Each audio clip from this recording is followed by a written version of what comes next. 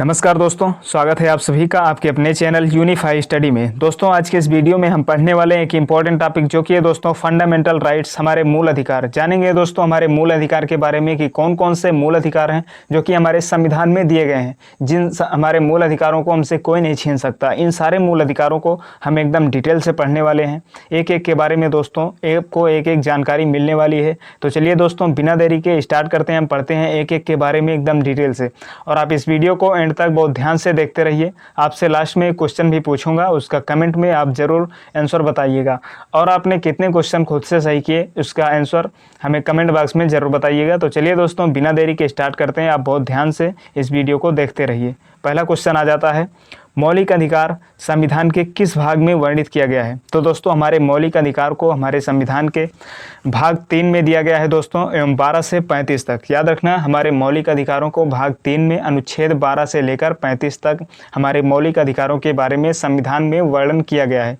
तो दोस्तों इसका आंसर हो जाएगा भाग 3, यानी कि ऑप्शन नंबर बी सही हो जाएगा, भाग 3 में दिया गया है। नेक्स्ट है दोस्तों, भारतीय नागरिकों के मौलिक अधिकारों का वर्णन किया गया है संविधान के अनुच्छेद 12 से 35 तक। तो दोस्तों इसका आंसर यही हो जाएगा, संविधान के अनुच्छेद में 12 से 35 तक और भाग 3 में दिया गया है। हमारे संविधान को दोस्तों, संविधान के बारे में कब बना ये जान लेते हैं दोस्तों। तो हमारा संविधान 2 वर्ष 11 माह में बना था। पहली संविधान सभा जो लगी थी दोस्तों, बैठक हुई थी, तो 9 दिसंबर 1946 को पहली बैठक हुई थी, जिसमें दोस्तों संविधान सभा के अस्थायी सदस्य थे डॉक्टर सच्चिदानंद सिन्हा, एवं 2 दिन बाद 11 दिसंबर 1946 को डॉक्टर राजेंद्र प्रसाद को इसका अस्थायी सदस्य चुना गया था। तो इस प्रकार से 2 वर्ष 11 माह में हमारा संविधान बनकर तैयार हुआ था और 26 नवंबर 1949 को हमारा संविधान बन गया था।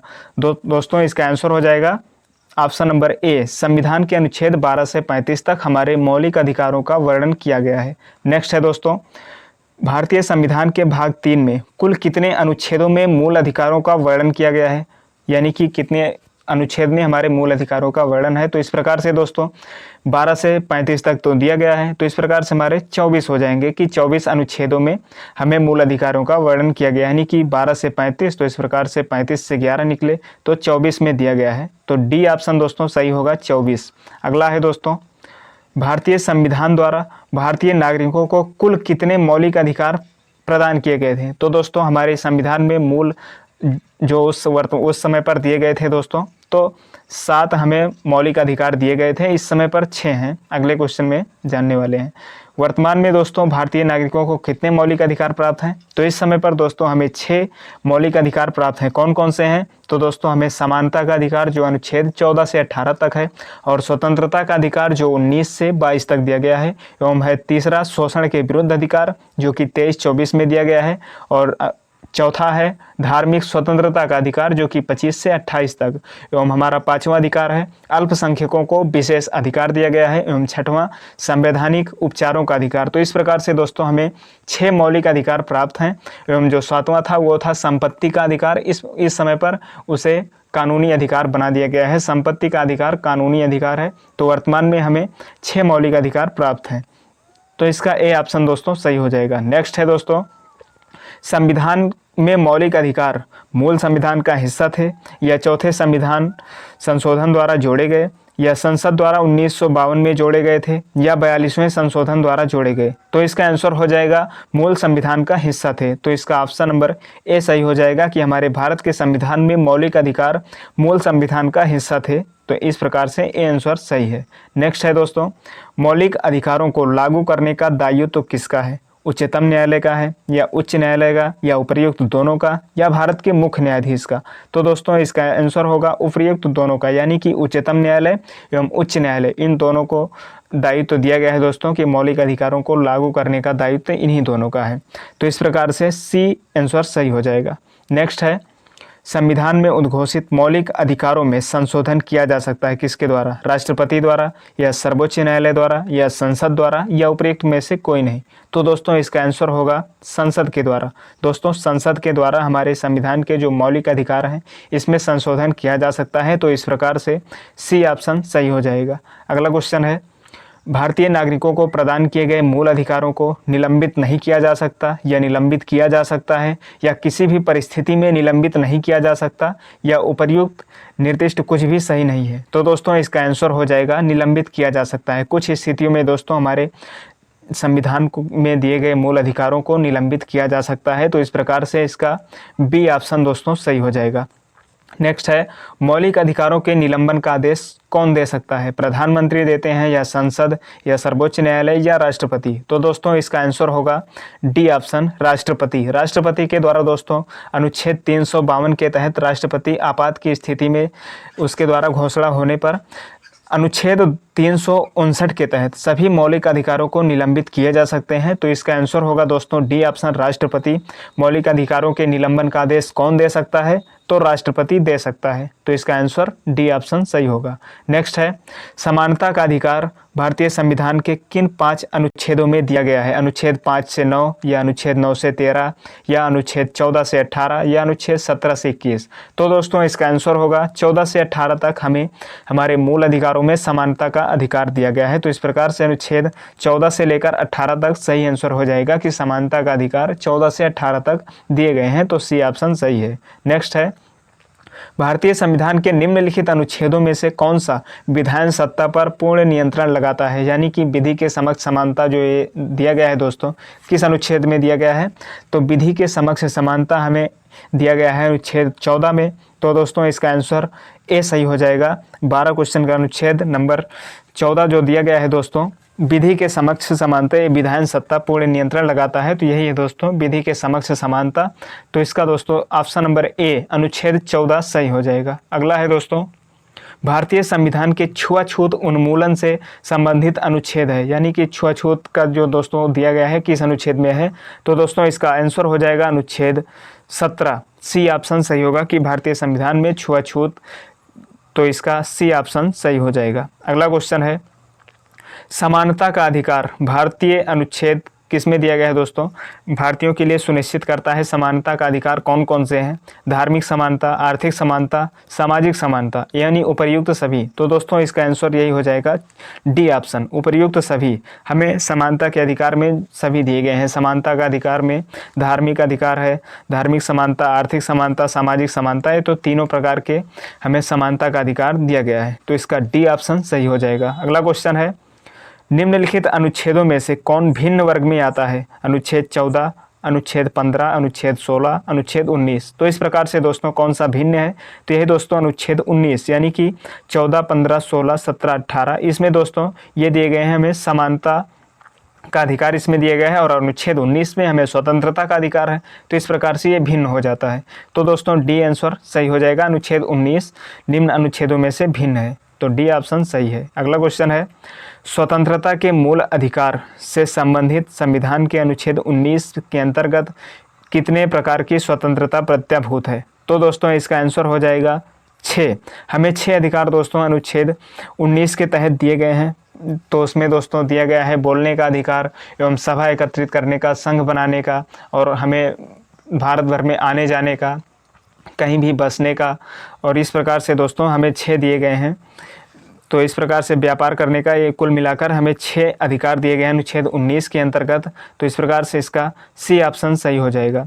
अगला क्वेश्चन है दोस्तों, स्वतंत्रता का अधिकार संविधान के किन अनुच्छेदों में वर्णित किया गया है? अनुच्छेद 14 से 18 या अनुच्छेद 19 से 22 या अनुच्छेद 23 से 24 या 25 से 30? तो दोस्तों इसका आंसर हो जाएगा 14 से 18 तक अनुच्छेद जो है ये तो हमें समानता का अधिकार देता है, और अनुच्छेद 19 से 22 तक ये दोस्तों हमें स्वतंत्रता का अधिकार प्रदान करते हैं। तो इस प्रकार से बी ऑप्शन सही हो जाएगा दोस्तों। अनुच्छेद 19 से 22 तक हमें स्वतंत्रता का अधिकार दिया गया है। तो बी ऑप्शन सही हो जाएगा। नेक्स्ट है दोस्तों, भारत के संविधान में निम्नलिखित में से कौन सा अनुच्छेद प्रेस की स्वतंत्रता से संबंधित है? तो दोस्तों इसका आंसर होगा अनुच्छेद 19, जिसमें दोस्तों 19A में हमें बोलने का अधिकार दिया गया है। तो इसी में दोस्तों अनुच्छेद 19 में प्रेस की स्वतंत्रता का अधिकार भी आता है। तो इस प्रकार से इसका ए ऑप्शन सही हो जाएगा। नेक्स्ट है, भारतीय संविधान का कौन सा अनुच्छेद व्यक्ति के विदेश यात्रा के अधिकार को संरक्षण प्रदान करता है? तो दोस्तों इसका आंसर होगा अनुच्छेद 21 है जो दोस्तों उसमें दिया गया है जो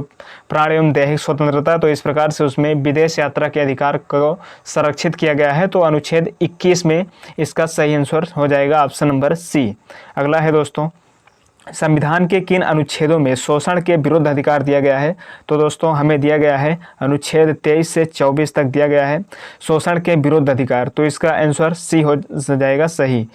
23 से 24 तक हमें शोषण के विरुद्ध अधिकार दिया गया है। अगला क्वेश्चन है, भारत के संविधान के अंतर्गत किस आयु के बालक को किसी खान अथवा संकट में सेवा में लगाए जाने का प्रतिषेध किया गया है?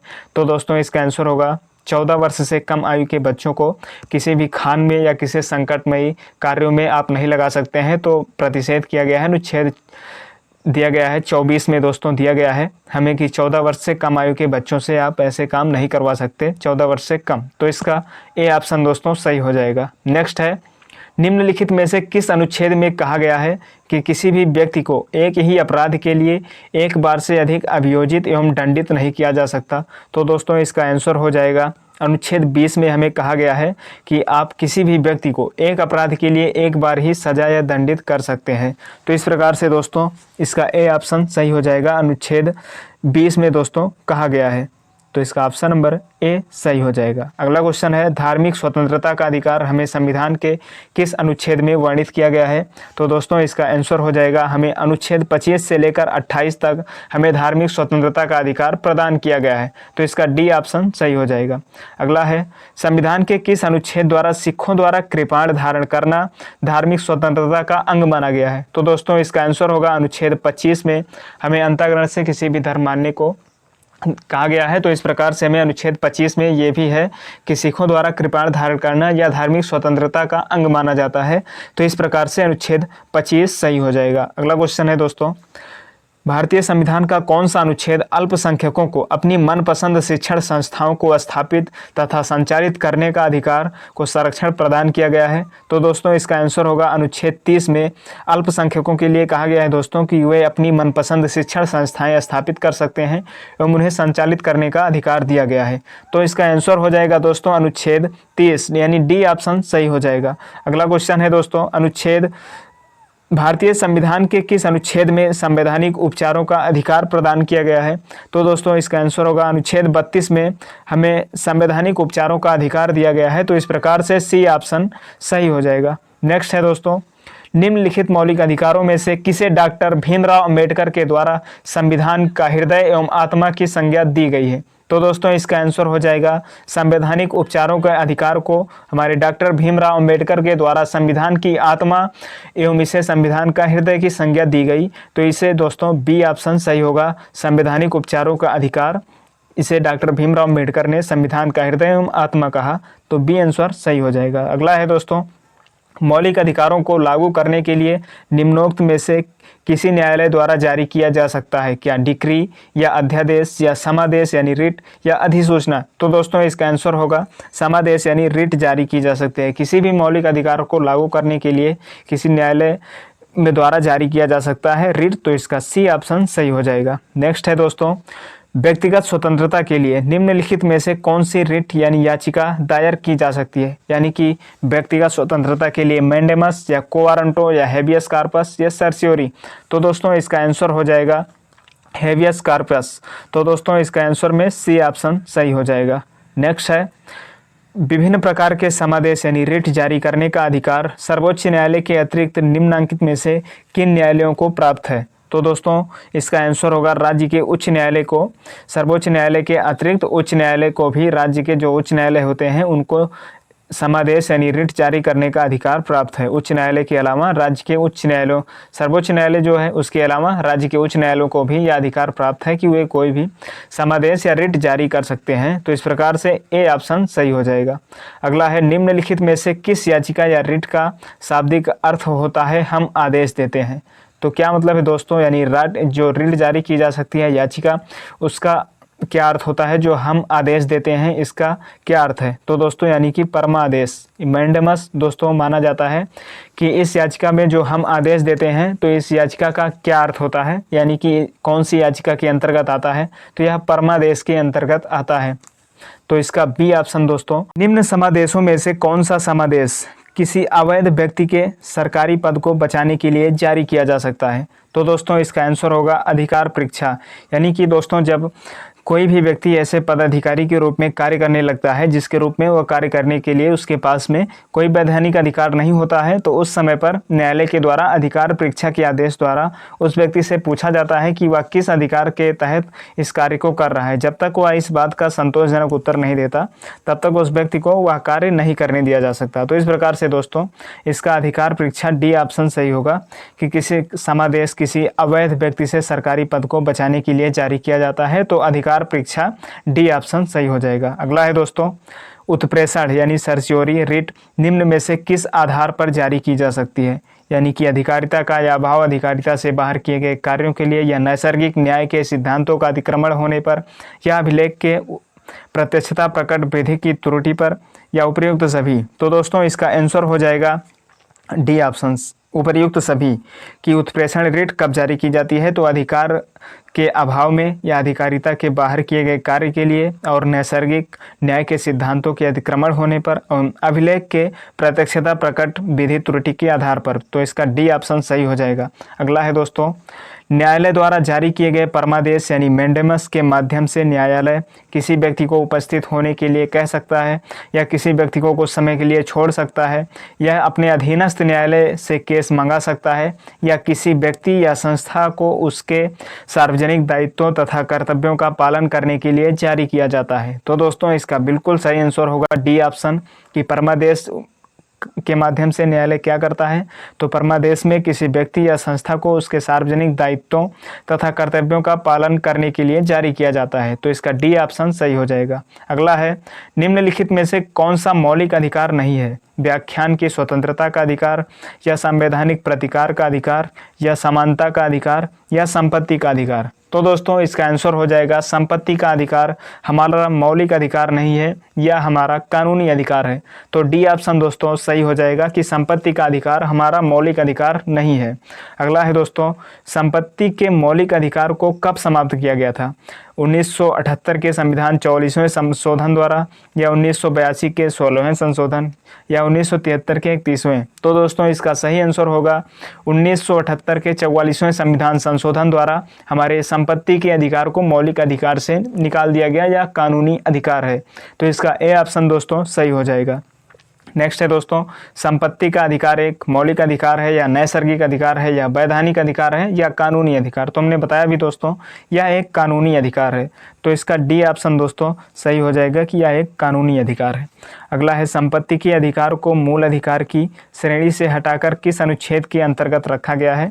तो इसे संपत्ति के अधिकार को मूल अधिकार से हटाकर इसका दोस्तों आंसर होगा अनुच्छेद 300 का के अंतर्गत दोस्तों इसे इस श्रेणी में लाकर रखा गया। अनुच्छेद 300 का के अंतर्गत मूल अधिकार से हटा दिया गया है। तो अनुच्छेद 300 का में इसे रखा गया है। तो इसका सी ऑप्शन सही हो जाएगा। नेक्स्ट है किसी न्यायालय अथवा न्यायाधिकरण के आदेश को रद्द करने के लिए निम्नलिखित में से कौन सी रिट जारी की जाती है। परमादेश, प्रतिषेध, या अधिकार परीक्षा, या उत्प्रेषण। तो दोस्तों परमादेश यानी कि किसी न्यायालय या न्यायाधिकरण या आदेश जारी करने के लिए कौन सी रिट न्याय के आदेश जारी किया जाता है, तो परमादेश से आदेश जारी किया जाता है। तो इसका ए ऑप्शन सही होगा। अगला है निम्नलिखित में से कौन सा मूल अधिकार विदेशी नागरिकों को प्राप्त नहीं है। विधि के समक्ष समानता, या व्यक्ति की स्वतंत्रता का अधिकार, या प्राण एवं दैहिक स्वतंत्रता का अधिकार, या शोषण के विरुद्ध अधिकार। तो दोस्तों इसका आंसर होगा अभिव्यक्ति की स्वतंत्रता का अधिकार अनुच्छेद 19 दोस्तों किसी भी विदेशी नागरिक को प्राप्त नहीं है। तो इसका बी ऑप्शन दोस्तों सही हो जाएगा। अगला क्वेश्चन है दोस्तों 6 से 14 वर्ष की आयु के बीच सभी बच्चों या शिशुओं को शिक्षा का अधिकार दिया गया है, या क्या है। यह एक राज्य के नीति निर्देशक सिद्धांतों में सम्मिलित है, या मूल अधिकार है, या सांविधिक अधिकार है, या उपयुक्त में से कोई नहीं। तो दोस्तों मूल अधिकार है। 6 वर्ष से लेकर 14 वर्ष की आयु के बच्चों को निःशुल्क शिक्षा का अधिकार यह एक मूल अधिकार है दोस्तों। तो इसका बी ऑप्शन सही हो जाएगा। समानता का अधिकार संविधान के निम्न अनुच्छेदों में से किसके अंतर्गत दिया गया है। अनुच्छेद 13, 14, 15, 16।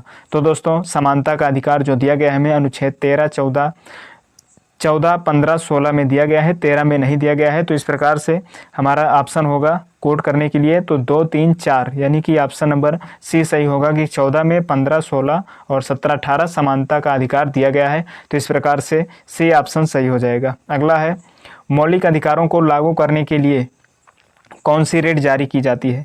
संसद द्वारा या राष्ट्रपति द्वारा, उच्च न्यायालय द्वारा या चुनाव आयोग द्वारा? यानी मौलिक अधिकारों को लागू करने के लिए रिट जारी कौन करता है? तो दोस्तों इसका आंसर हो जाएगा उच्चतम न्यायालय के द्वारा यह जारी किया जाता है। याद रखना, मौलिक अधिकारों को लागू करने के लिए उच्चतम न्यायालय के द्वारा रिट जारी की जाती है। तो इसका ऑप्शन नंबर सी सही होगा। अनुच्छेद 32 एवं 226 के तहत यह एक संविधान में नागरिकों के लिए मौलिक अधिकारों को लागू करने के लिए सर्वोच्च न्यायालय एवं उच्चतम न्यायालय द्वारा रिट जारी की जाती है। यह अधिकार दिया गया है अनुच्छेद 32 एवं 226 में। तो दोस्तों इसका सी ऑप्शन सही होगा। अगला क्वेश्चन है, संविधान के अनुच्छेद 17 एवं 18 में क्या कहा गया है? तो अनुच्छेद सामाजिक समता का अधिकार या आर्थिक समता का अधिकार या राजनीतिक समता का अधिकार या धार्मिक समता का अधिकार? तो इस प्रकार से दोस्तों इसका आंसर होगा सामाजिक समता का अधिकार इसमें दिया गया है। अस्पृश्यता का अंत यानी इसमें दिया गया है 17 में और उपाधियों का अंत 18 में। तो इस प्रकार से सामाजिक समानता का अधिकार इसका सही ऑप्शन हो जाएगा ऑप्शन नंबर ए। अगला है दोस्तों, मौलिक अधिकारों में संशोधन करने में कौन सक्षम है? तो कौन मौलिक अधिकारों में संशोधन करेगा? राष्ट्रपति या लोकसभा या सर्वोच्च न्यायालय या संसद? तो दोस्तों इसका ऑप्शन नंबर डी सही होगा कि हमारे मौलिक अधिकारों में संशोधन करने के लिए कौन सक्षम है? तो संसद हमारे मौलिक अधिकारों में संशोधन कर सकता है। तो डी ऑप्शन सही होगा। तो ये रहा दोस्तों क्वेश्चन ऑफ द डे कि आपको इस क्वेश्चन का आंसर हमें कमेंट बॉक्स में बताना है। तो ये थे दोस्तों आज के क्वेश्चन। उम्मीद करता हूँ कि आपको ये वीडियो पसंद आया होगा। दोस्तों आपको अगर पसंद आया तो प्लीज़ वीडियो को लाइक कर दीजिएगा और अभी तक आपने चैनल को सब्सक्राइब नहीं किया है तो सब्सक्राइब कर लीजिएगा ताकि आने वाले वीडियोज़ की नोटिफिकेशन आप तक जरूर पहुँचे। धन्यवाद। मिलते हैं नेक्स्ट वीडियो में एक इंपॉर्टेंट टॉपिक के साथ।